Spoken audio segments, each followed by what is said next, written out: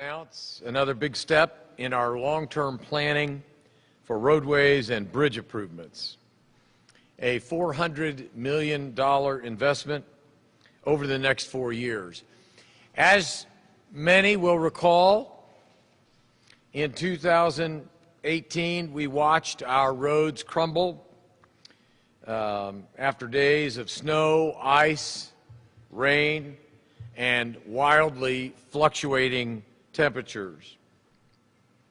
There were so many pavement problems, we declared a state of emergency in this very facility to get the roadways back in shape. Well, this year, the freeze and thaw cycle is back, and some of our streets are seeing rapid deterioration. But one thing is different this year. This year, we have a new plan of action. That plan includes resurfacing 167 miles of roadway this year. And today we've come to announce the outline of plans to fix even more roads. And not just major thoroughfares, residential streets will see improvements as well, thanks to our comprehensive roadway strip patching program. The roadway strip patching program that we are outlining today has been in the works for months, with asphalt plants slated to open next week, providing the necessary materials that we need. We will be able to fix these roads immediately. This year we are partnering with our asphalt plant vendors to open up when we need them to open up, not waiting until the weather is warm enough. The infrastructure plan to rehabilitate roads and bridges will take years to accomplish, but this month we take critical steps on that journey. With $126 million budgeted for 2019, we will make headway to better roadways, better bridges, better pedestrian safety. Years of neglect requires investment and planning, and we have both. A 4-year plan that will invest $400 million in our city's infrastructure, and we are ready to spring into action. And here's hoping Mother Nature cooperates. So with that, I'm happy to introduce the Department of Public Works Director, Dan Parker, with more information on the road work ahead. I'm pleased, before I introduce Dan, to be joined by City County Councilor Janice McHenry, who has always been very supportive of the improvement of roads, bridges, sidewalks in her district. So, Dan, why don't you explain a little bit more about our program this year? Good afternoon. Thank you, Mayor. Thank you for your continued focus on reinvesting in our city's aging infrastructure. Before I get to my remarks, I wanted to introduce Jamie Cole and his leadership team of Kevin Hurst and David DeWitt. They are the leaders of the men you see over here. It's DPW's reinvested street maintenance teams, and they're going to be working on all of this equipment that we're going to talk about across the city in the years to come. The city's older streets are bearing the brunt of what winter's freeze-thaw cycle can do. Our chart over here to the left shows to you exactly what we're talking about when you go from -11 to 60, and as of Friday we're going to be back down to 17, maybe even lower than that. Add in moisture, and what do you have? You have that dreaded P word that I don't like to mention. But here at DPW, we're ready to work smarter and harder to make sure our roads are repaired for all Indianapolis residents.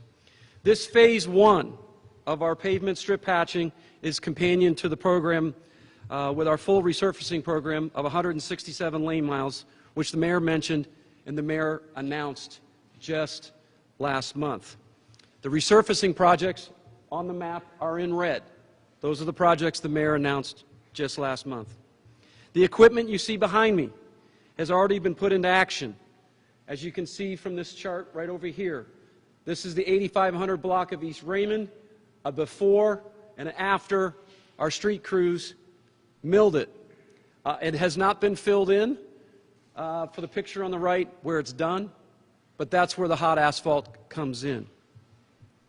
We can mill a street, we can fix failed pavement, we can make long-term, longer-lasting road repairs that will prolong the life of our pavement. We also have planned and budgeted to have contractors standing by to begin strip patching our major thoroughfares.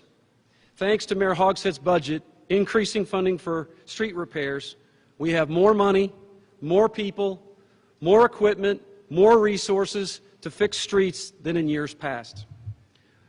Like the mayor said, we're working closely with our asphalt vendors to open, hopefully, Monday, February 11th, if weather allows. If we get the material we need, drivers will begin to see improvements immediately. Some of the worst segments that will receive strip patching work include portions of 16th Street near Post Road, Westfield Boulevard from Meridian Street to College Avenue, and 10th Street on the west side at Holt Road. Let me remind everyone, it is February 5th and winter is not over. But it's safe to say that road construction season is starting earlier this year. We encourage Indianapolis drivers to give construction crews the space they need to do their work, so please slow down. Watch for orange barrels and cones. Construction teams want to keep their eyes on their work, not the speeding drivers going by. Mayor, again, thank you for the planning and budgeting to allow DPW operations and our engineering team that's with us here today to do more to keep drivers safe.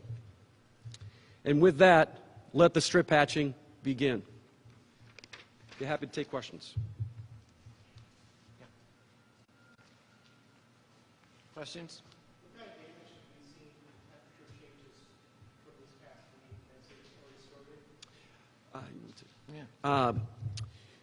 So we have had, up to this morning, we've had fewer requests for chuck holes than last year at this time.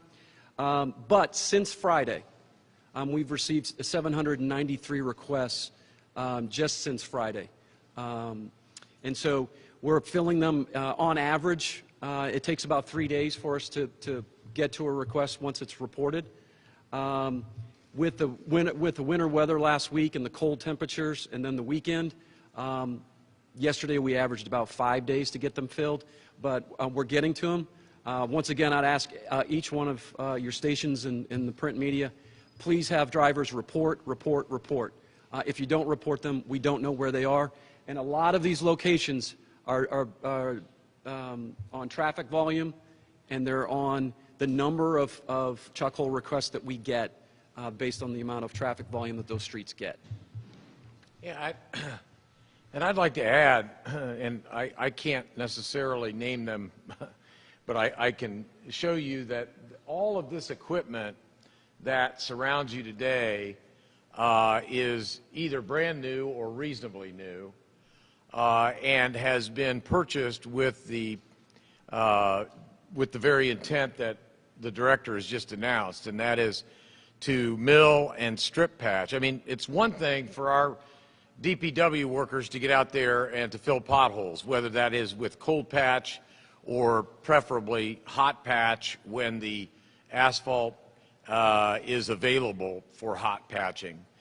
But I think any driver who experienced last winter would tell you, and I'm pleased to report, at least in the streets that I drive in Indianapolis, which really amount to quite a few throughout the city, the strip patching that was ultimately done in March of last year has held up reasonably well. And so for us to be able to be in a position, perhaps as early as next Monday, to begin comprehensive strip patching, really probably a full month ahead of where we were at this time last year, will make the rides and the drives of Indianapolis commuters smoother and safer at a time of year when, admittedly, these unseasonably high, followed by cold, followed by warmth, followed by cold, the natural deterioration that type of weather has on the roadbeds.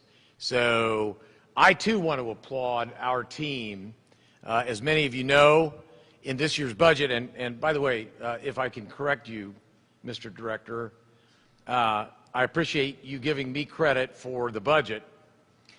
But the truth is, this is a nonpartisan budget that we are operating with this year. What do I mean by nonpartisan? Well, yeah, the administration proposed the budget that will provide $126 million for road repair and resurfacing, a $500 million program over the next 4 to 5 years. But it wasn't just the proposal. The truth is that budget passed the council 24 to nothing. So I want to make sure and give credit where credit is due. This year's road budget, this year's resurfacing, this strip patching, this equipment purchasing is not done by one individual.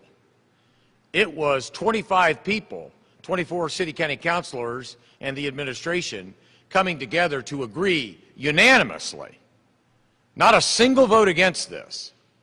So this is truly a nonpartisan joining together of Republicans and Democrats doing what is in the best interest of the roads for the city of Indianapolis. And in that regard, I also want to shout out Janice McHenry, who was one of those votes for this budget.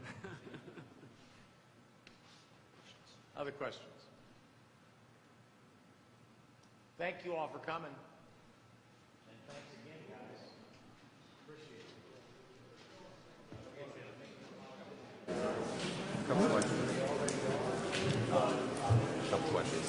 So the blue are the areas that we strip patched last year.